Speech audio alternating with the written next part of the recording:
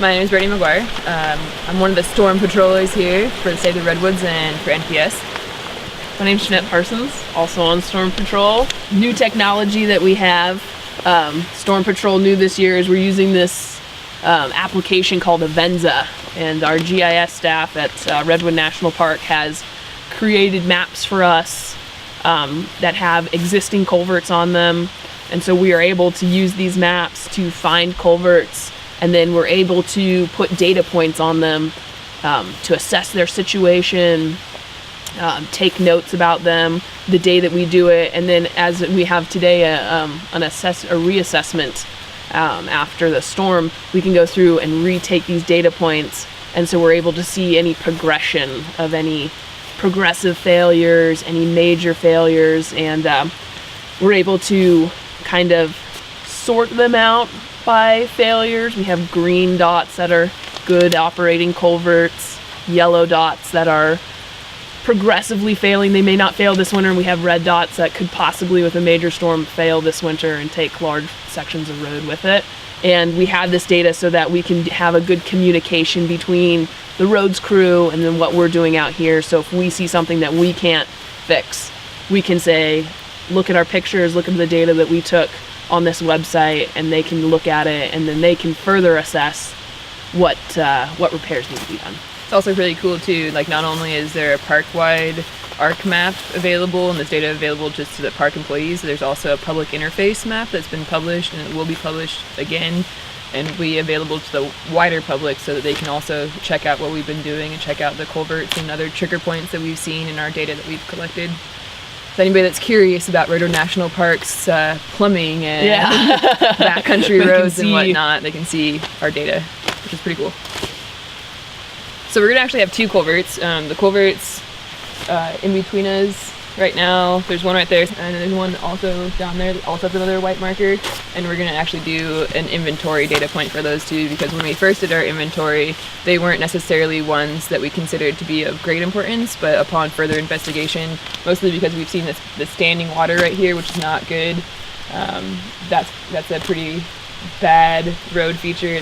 All that water is gonna percolate, or what is that called? When it gets into the ground. It's going to saturate the road fill, which could then make it easier to move because it's not dry. So when Jeanette identified that as a road failure, inboard ditch failure, we started investigating the culverts and decided that those two we think are reasonably impacted enough to go on our map. And so we are actually going to go over to those culverts and do an inventory and go through all of the data points that we have to look at, all of the different classes and fields that we take data on, and that kind of shows you how we evaluate the culverts and how we deem them as potential failures or acceptable. And we'll see some pretty good culverts that we go through, the ones that you can see are failing and what needs work and stuff. So, and we'll stop at a really good one too. Another technology we have though is good old hard paper. I got my notebook I can whip out and my pencil, because one of the cool things too that we're doing is that since we did that inventory initially, we took pictures. Our wonderful photographer has been taking a lot of pictures, and we're taking that along with us to actually visually see if there's a difference or not, rather than just trying to go off our memory. For example, that's what the pooling water looked like on the 27th of December. So it looks like now, and hopefully after some work, we're gonna get that nice and flowing and get that drained. Okay, so one of the first things that's really important for data is having a title, right? So we know what we're talking about. So that's pretty much the first field that Jeanette's filling out right now.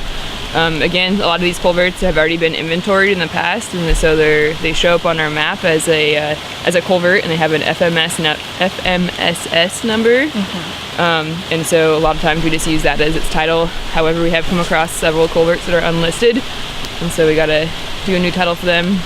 We have a description category, which is usually just if it's a water crossing, which obviously this is. There's a stream, it probably flows year round, and so for the road to go the way it's going, it needs to be crossed over. We also have like inboard ditch outlets, which are just little chutes or little drainage outlets for the inboard ditch. Since the inboard ditch captures water on a pathway through the road, it needs to go somewhere eventually too.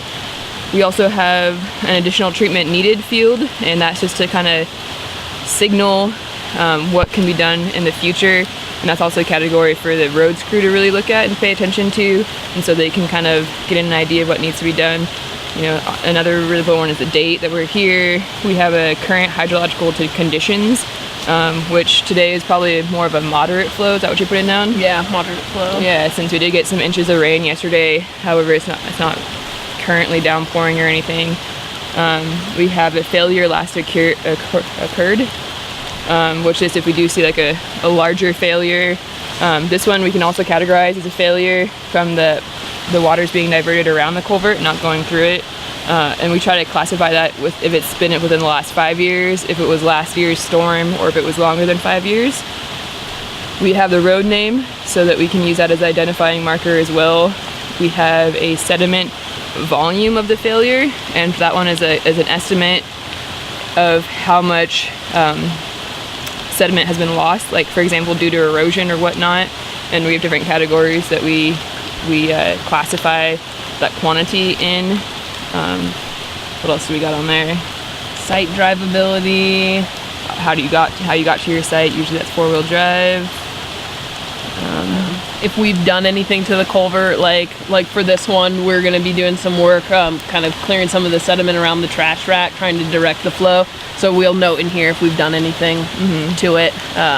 We also have the sediment delivery, and that's an evaluation of where the sediment would go when it's flowing through this culvert eventually. And so like for this one's it's a stream crossing. Again, it's kind of it's not a huge stream or anything like that, but I have a feeling that it's year round, that it's constantly flowing, and all of our watersheds in Redwood National Park eventually lead down to Redwood Creek watershed.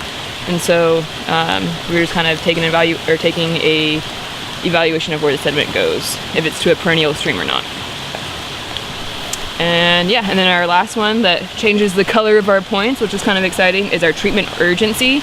And that's where we classify it either as a progressive failure, if there's failure not expected, or if a failure is expected in the current, future, or a longer term than that. And that's kind of how we classify our trigger points or not, which are the ones that we would go back and revisit. And what are we classifying this one as? My guess is that Jeanette put it down as a progressive failure. Is that what you did? Not. What'd you do? I put it down as an operational crossing. An operational crossing? Unless it's a shotgun. It's a shotgun. Oh, it is a shotgun?